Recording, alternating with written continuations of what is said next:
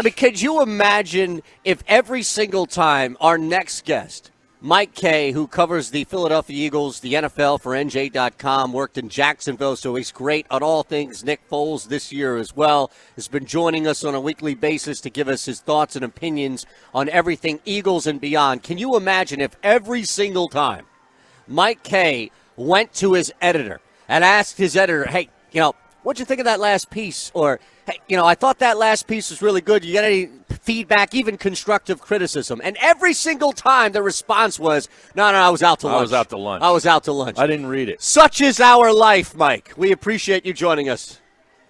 Hey, thanks for having me. I appreciate your feedback.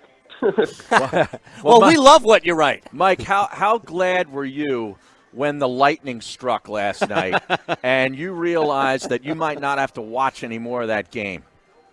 So it's funny. I didn't realize this till after the game, but Clayton Thorson's name is Thor's son. So he's the son of Thor. Right. And there was lightning in the air. And the second he throws a pass and has a series, the game's over. So clearly there was something going on. There was something mystical going on. But yeah, I was thrilled. So does that mean he's going to make the team? I wouldn't bet your hammers on that. You know what I mean? Yeah, your Thor hammers. Yeah, right. Wow. You just made our producer, Josh Henning's year with a couple of comic book references. My goodness.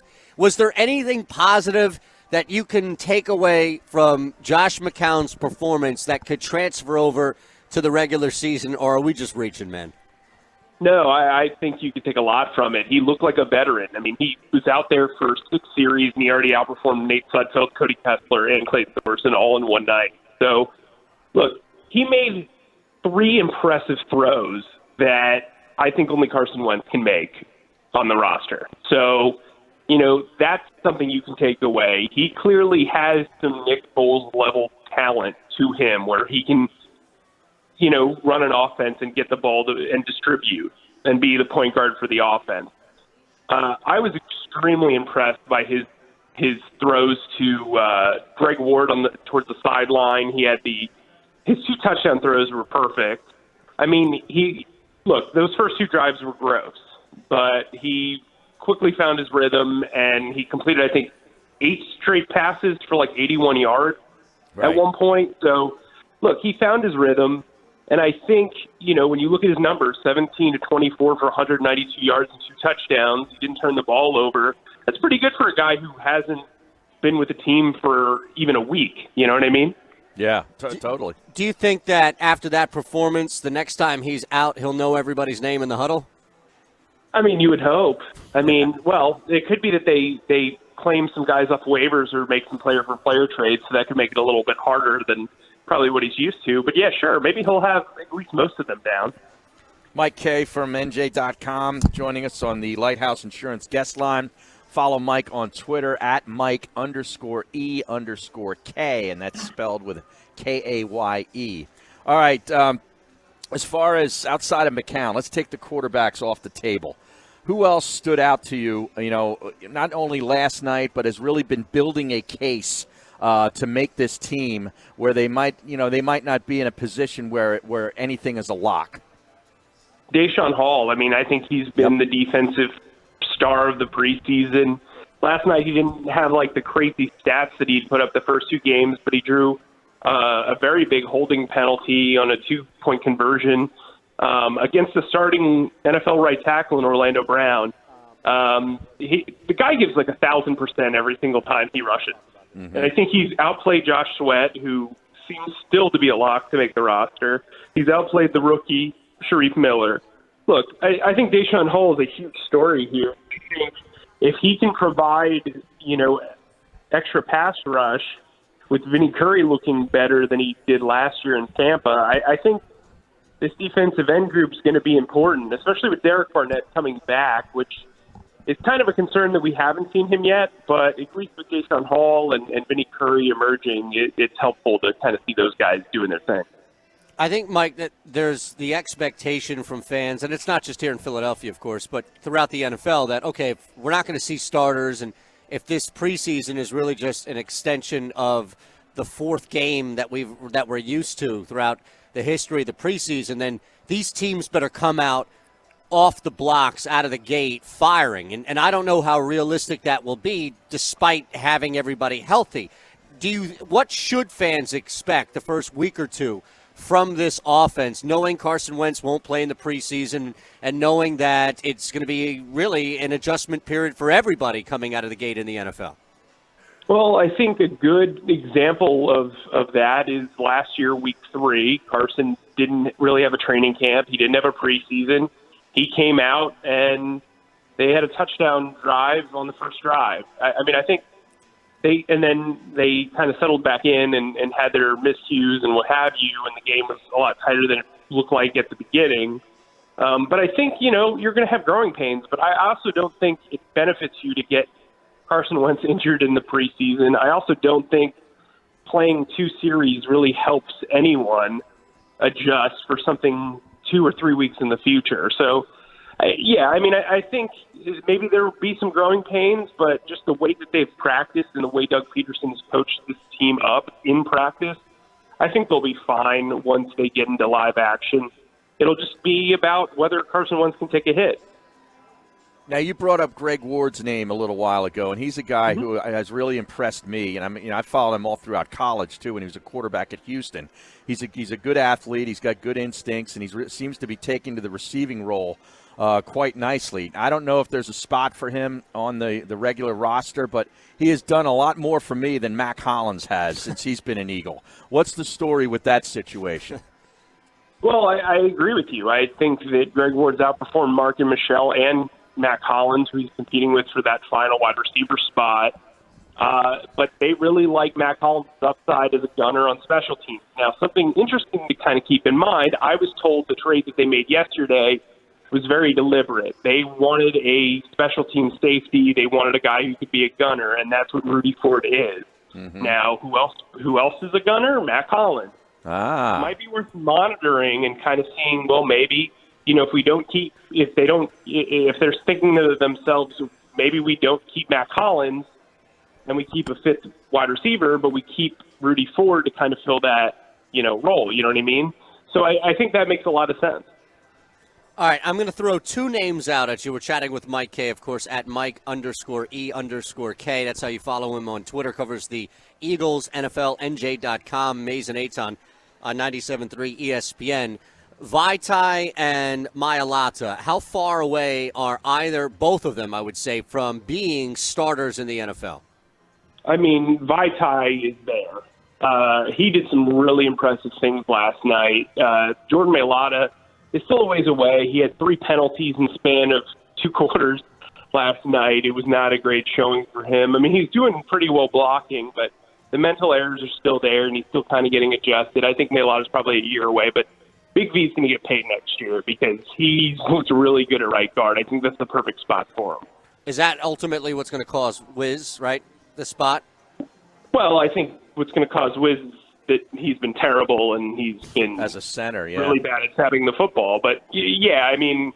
Well, there's no other place for him to move.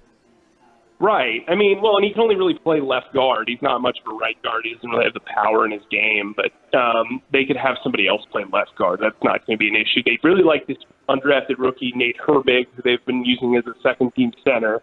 Mm-hmm. He started snapping the ball for the first time in his career, or his life pretty much, a month ago. So he's an interesting guy to watch. They still like Matt Pryor. He could be the backup left guard if they really need to. I just think Wiz, especially when you look at his contract becoming fully guaranteed if he plays in week 1, I think they can cut him and maybe bring him back later in the year. All right, Mike. Jordan Howard, Miles Sanders, 1-2 at running back. You're going to have Sproles in there as also a return guy and maybe some running back looks as well. How does the rest of the depth chart round out in that position? Corey Clement, that's it. You're done. That's it. Yeah. Okay. The Glassboro native is going to be heavily involved in this offense. Last night was a really good sign for him.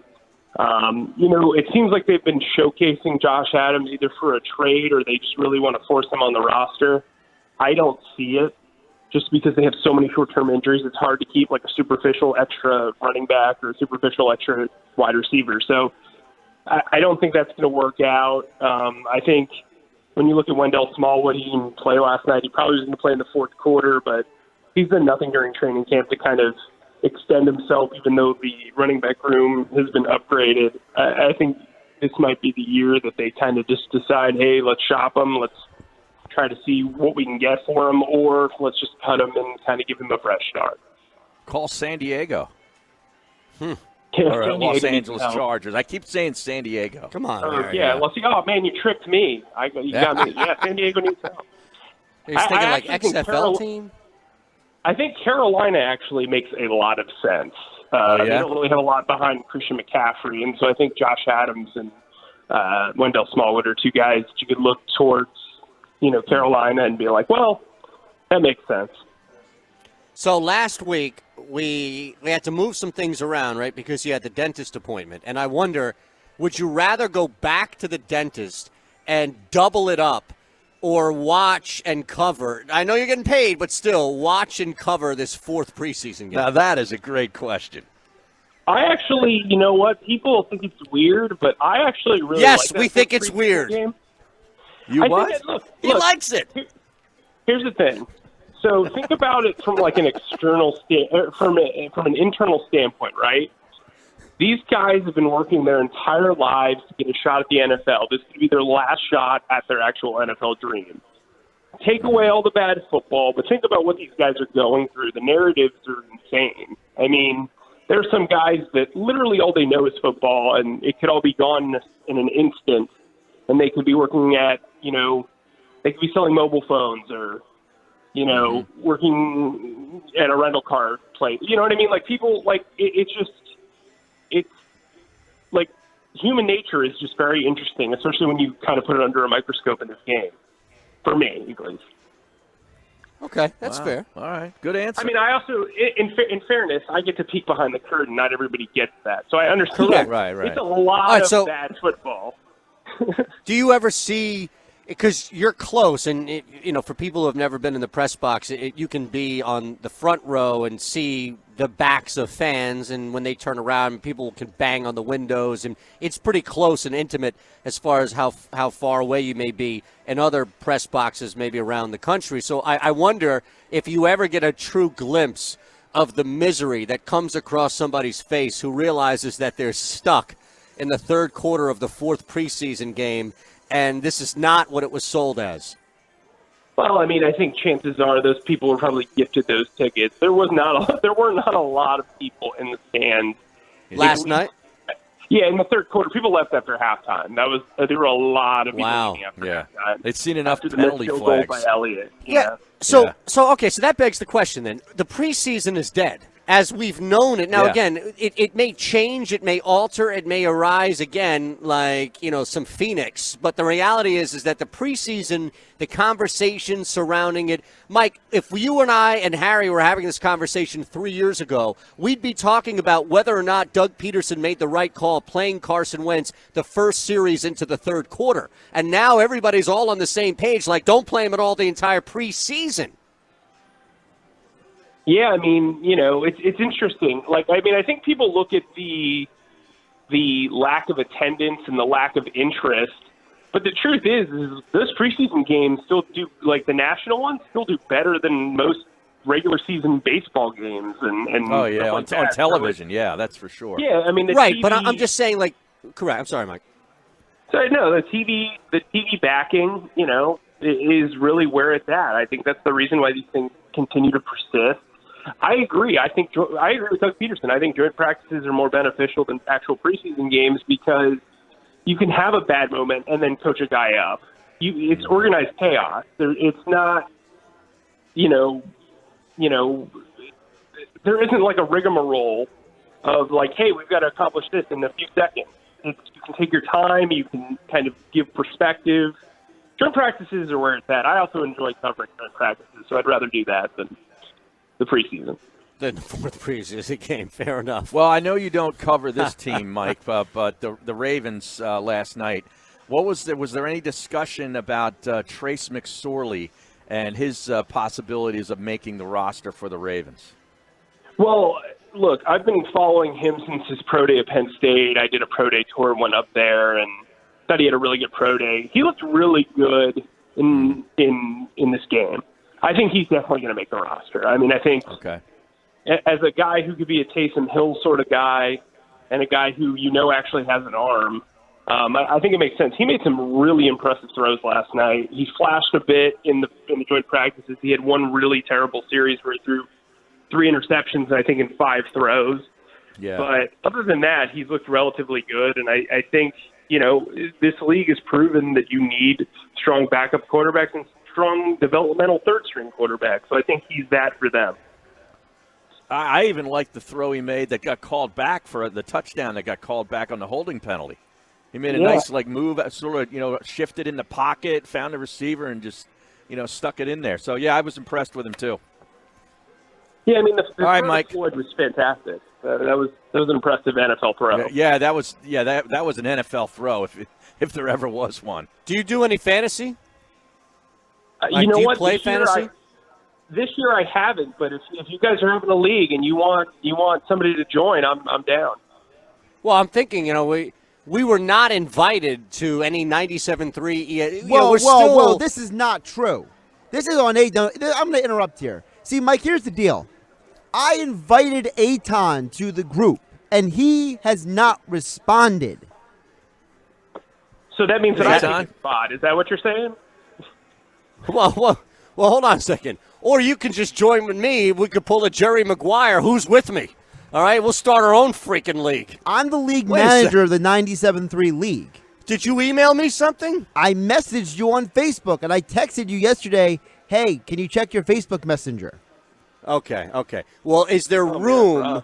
See what he does to me, Harry? See what he does? Wow. Josh came throwing hands. Well, listen. Every now and again, Mike Kaye, I might get something wrong. Yes. All right, I'll just leave it at that. And this might be one of those instances. Now, might. I'm curious, is there a spot in this league for Mike Kaye? I mean, he's with us. He's part of the extended 97.3 family now. He knows football. He knows football. He's in NJ. He works for NJ.com. Is there a spot for him, Josh? We can arrange something.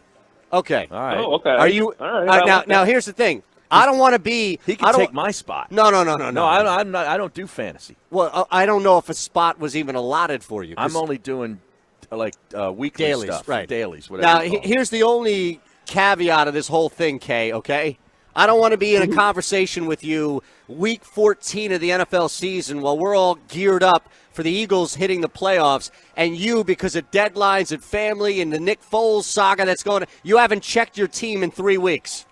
You're not that guy, right? I'm not that guy. No, trust me. All You'll realize that very quickly. I'm not that guy.